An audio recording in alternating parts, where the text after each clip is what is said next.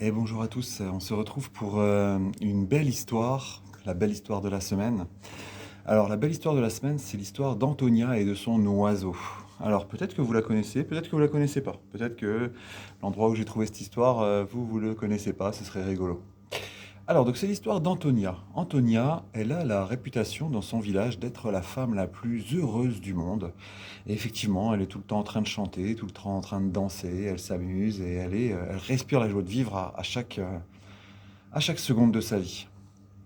Et un matin, alors que Antonia est en train de chanter dans son jardin, il y a un magnifique oiseau qui vient et qui se pose tout près d'elle.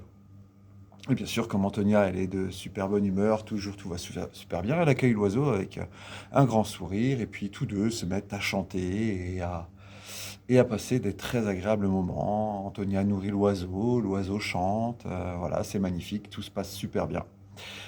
Le lendemain matin, encore une fois, l'oiseau revient et tout, et c'est génial. Et il se passe plusieurs jours comme ça, et puis tout le monde voit que Antonia, qui est pourtant déjà la plus heureuse, est encore plus heureuse de ce nouveau compagnon qui partage ses jours. Et puis un matin, l'oiseau vient, et puis s'en va tout de suite.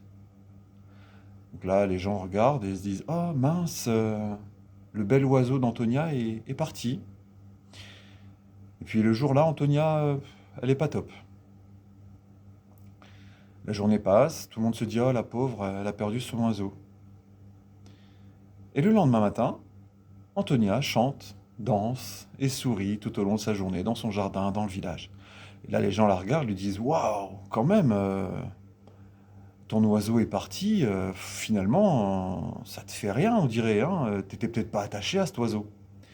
Et là, Antonia, elle dit à tout le monde: «Mais attendez, euh, j'ai eu la chance d'avoir un être merveilleux qui est venu dans ma vie et qui est reparti comme il était venu. Donc pour moi, les choses reprennent leur place et la situation redevient la même qu'avant. Et avant, j'étais particulièrement heureuse et épanouie.» Voilà pour l'histoire. Alors, qu'est-ce qu'on tire comme leçon de cette histoire? La première chose qu'on tire assez facilement, c'est que quand quelque chose de bien vous arrive dans la vie, bah, c'est super. Profitez-en, savourez. Mais parfois les choses s'arrêtent et c'est vrai que c'est un peu triste de perdre quelque chose qui nous était fort agréable. Mais n'oublions jamais que tout passe.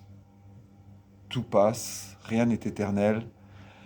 Donc quand ça s'en va, ben, ça s'en va. Ça fait partie du cycle naturel. Et enfin, la deuxième chose, n'oubliez pas que c'est pas parce qu'un bien vous est enlevé que votre vie n'est plus bien. Si vous alliez bien et que vous obtenez un bonus et que vous le perdez, ben vous allez de nouveau bien, en fait. Donc l'idée est toujours de se rappeler que la plupart du temps, les choses vont bien. Et, euh, et que c'est pas parce que on vous retire quelque chose que tout doit s'effondrer.